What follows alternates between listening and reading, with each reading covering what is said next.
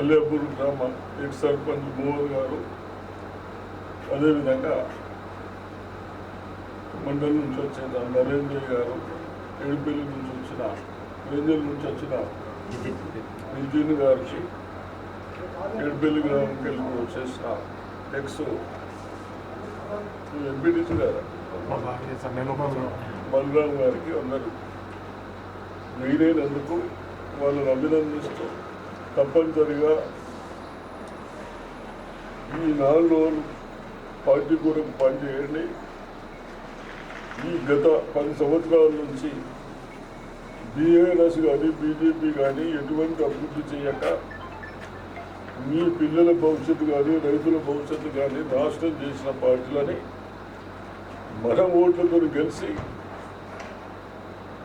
వాగ్దానాలు చేసి వాగ్దానాలని జాబ్స్ అన్నారు, ప్రాజెక్టులు అన్నారు, ఏం చేయక కాలేజీలు అన్నారు చెయ్యక ఏదైతే వదిలేసిందో అటువంటి వాళ్ళని తప్పనిసరిగా ప్రజలు ఆలోచించి పెద్ద ఎత్తున ఓడగొట్టి కాంగ్రెస్ పట్టం కట్టాలని కట్టిన తర్వాత తప్పనిసరిగా మేము వచ్చిన 3 నెలలనే రేవంత్ రెడ్డి గారు 30,000 జాబులు ఇచ్చారు.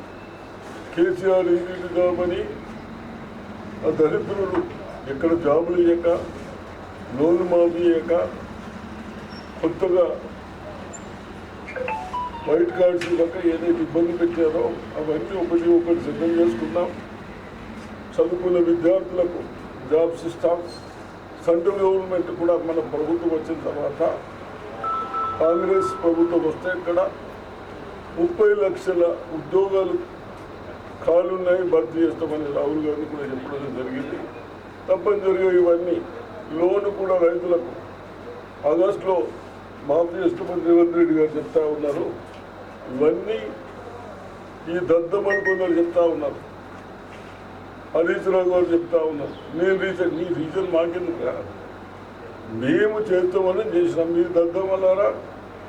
లోను ₹1,00,000 వేయడానికి ఎన్ని సంవత్సరాలు చెయ్యక వదిలేసి కోఆపరేటివ్ బ్యాంకుల వ్యవస్థను కూడా నాశనం చేసిండ్రే. ఇవన్నీ ప్రజలు గమనించాలి. కేసీఆర్ చేసింది దౌర్జన్యం చాలక ఇంకా గ్రామాల్లో తిరిగి ఏదో చెప్తా ఉన్నారు.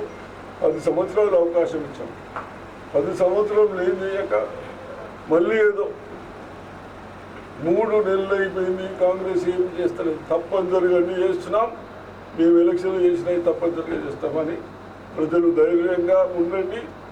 అదేవిధంగా రేపు 13వ తారీఖు నాడు కాంగ్రెస్ అభ్యర్థిని జీవన్ రెడ్డిని గెలిపించాలి. ఢిల్లీలో కూడా కాంగ్రెస్ ప్రభుత్వం ఏర్పడడానికి అవకాశాలు ఉన్నాయి కాబట్టి పెద్ద ఎత్తున మీరు అందరూ రిక్వెస్ట్ చేస్తాం.